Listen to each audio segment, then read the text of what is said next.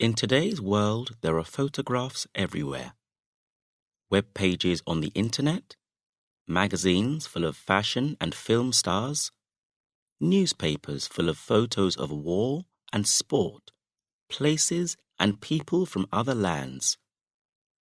They say a picture is worth 1,000 words, and maybe it is. But what is the picture telling us? Sometimes we only see what we want to see. Make a picture in your mind. A girl with thin cheeks and tired eyes. Her arms and legs are as thin as sticks. She is only skin and bone. Clouds of dust circle above her head as the food trucks drive away. Their wheels leave marks on the dry ground, and soon only the marks show that the food trucks came to the village and left. The sun is at its hottest. The African sky is unending and cruel. Even the white men with cameras, busily taking photographs of the usual fighting over the food, are now getting ready to leave. They pack away their cameras, jump into their cars, and drive quickly away to cool, modern hotels in a city miles away. They are photojournalists. One of them, sunburned and hot, dressed in a shirt and jeans, kneels down on the dusty ground to take some photographs of the girl before he leaves.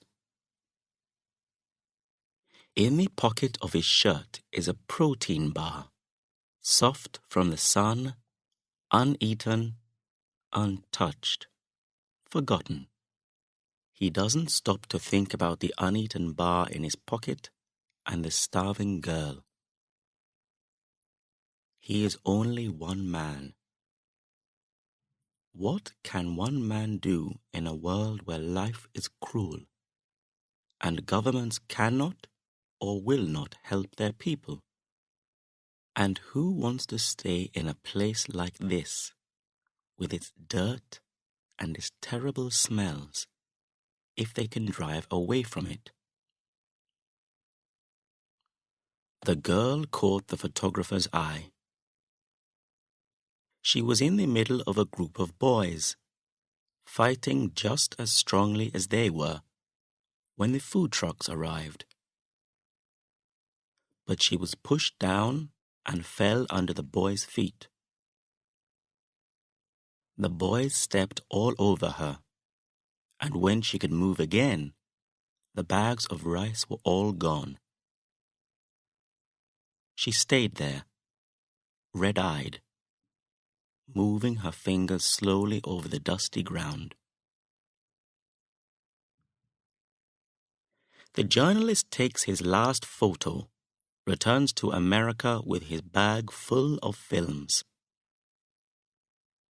One of his photographs of the girl sells and is placed on the front cover of a news magazine. "You've caught the face of hunger in Africa," the news editor tells him. He wants to tell the editor that this photograph is just one face, in one village, in a country full of hungry faces. But he does not say it. The photograph is good for him. More people admire his work and want to buy his photographs for their magazines and newspapers. The photograph is in most news stores by the end of the month, even in those bookstores where people go only to read the magazines and not to buy. They look at the face of the African girl and quickly turn away to enjoy the rest of their shopping trip.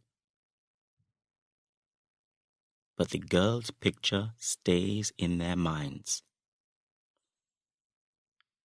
A teenager has just finished looking at the clothes in Vogue, an expensive fashion magazine.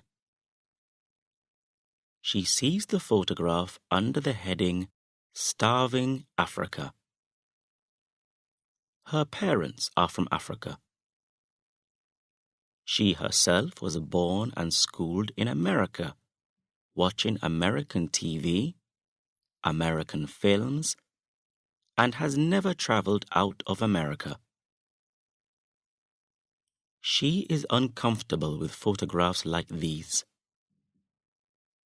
She remembers her classmates in school who joke about starving Africans. She isn't African in that kind of way, but she isn't truly American either. When she was younger, Cinderella, Snow White, and all the other girls and princesses in the Disney films didn't look like her. When she was older and became interested in fashion, the models on the magazine covers didn't look like her either. Then the magazines found out that Africa had beautiful women. A Nigerian model is in the latest copy of Vogue, dressed in blue and thin, so thin. The teenager feels the fat at the top of her legs. She wants to be thin like the model.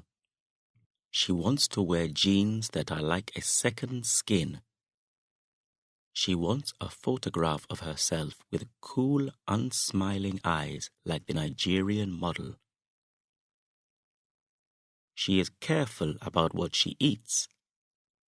And if she eats too much, she puts her finger down her throat to make herself sick.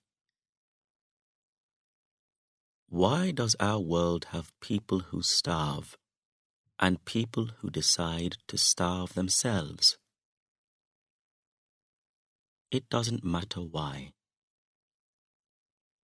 The hunger inside this teenager is real. So she stares at the girl in the photograph, does not think about the dry, dusty, hungry land behind her, and admires her cheekbones.